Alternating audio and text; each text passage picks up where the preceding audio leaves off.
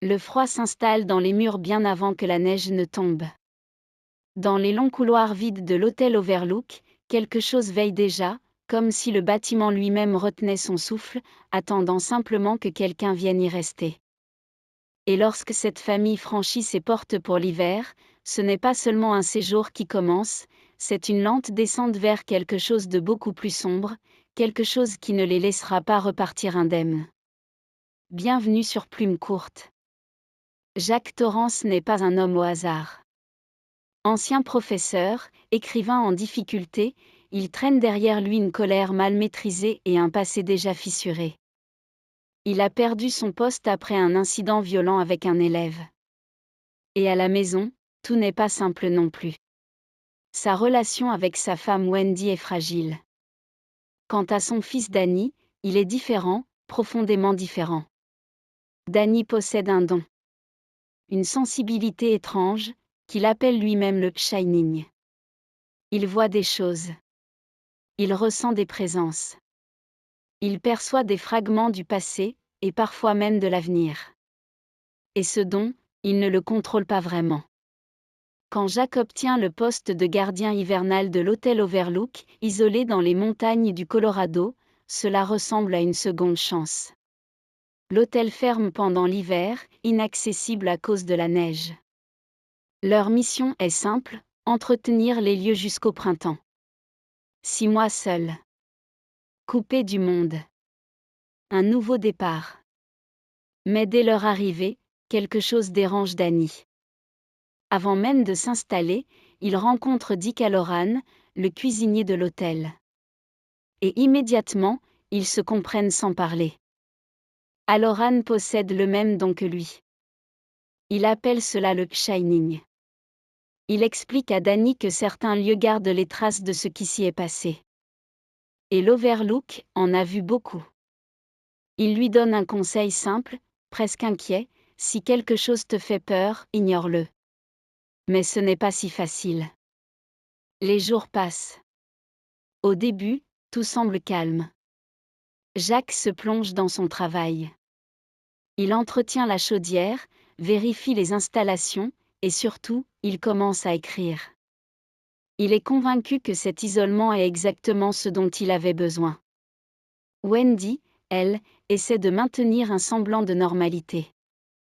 Elle s'occupe de Danny, organise le quotidien, s'accroche à l'idée que cette expérience va réparer leur famille.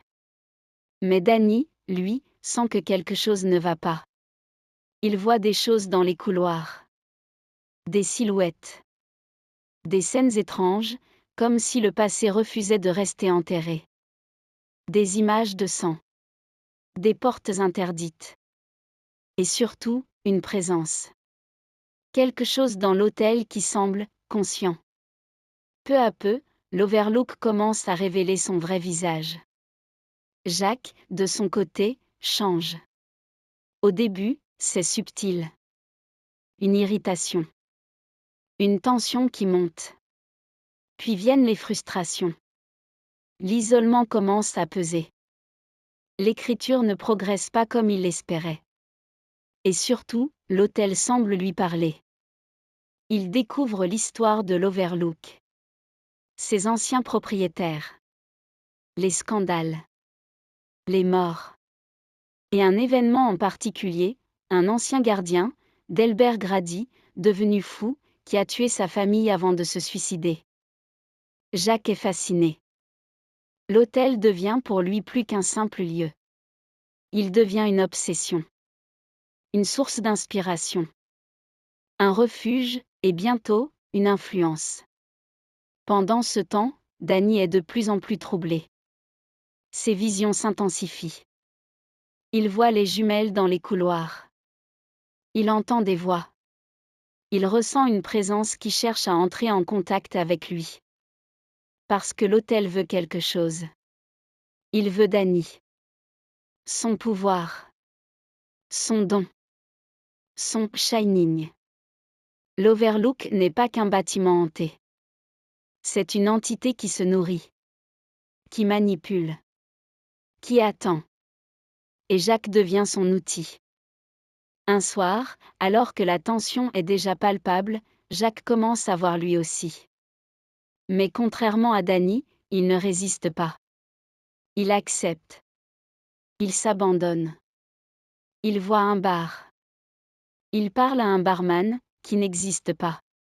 Il boit. Il rit.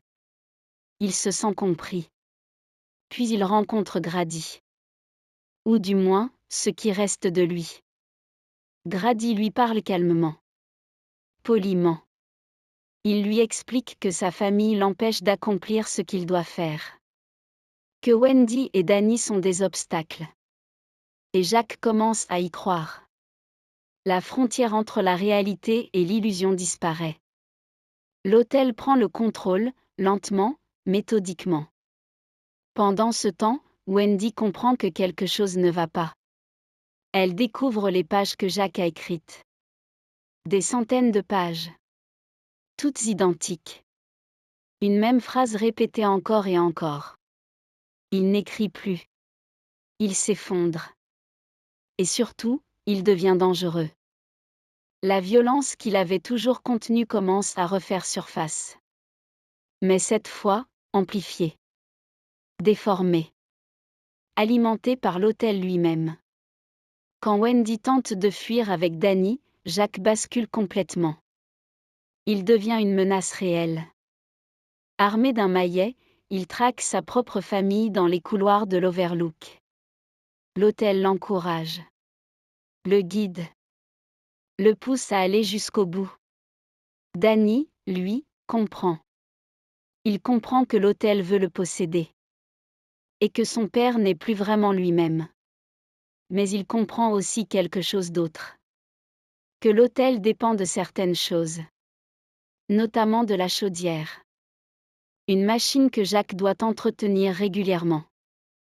Dans la tension, dans la folie, Jacques oublie. Et Danny s'en souvient. La poursuite devient une lutte de survie. Wendy est blessée, terrorisée, mais elle continue de se battre. Elle protège son fils coûte que coûte. Danny, lui, utilise son don. Il résiste. Il échappe à son père. Il refuse de céder à l'hôtel.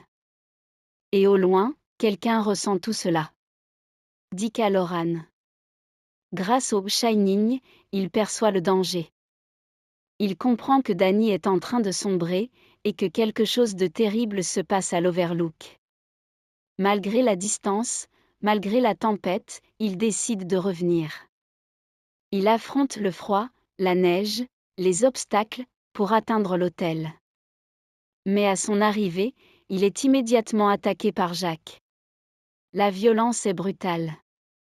Hallorann est grièvement blessé, mais il survit. Et pendant ce temps, Danny affronte son père une dernière fois. Il ne fuit plus. Il le regarde. Et il lui parle. Il lui rappelle qui il est. Il lui rappelle qu'il est son père. Et pendant un instant, un court instant, Jacques revient. Assez longtemps pour comprendre. Comprendre ce qu'il est devenu. Comprendre ce que l'hôtel lui a fait. Et surtout, comprendre ce qu'il a oublié. La chaudière. Jacques court vers elle. Désespéré. Mais il est trop tard. La pression est montée.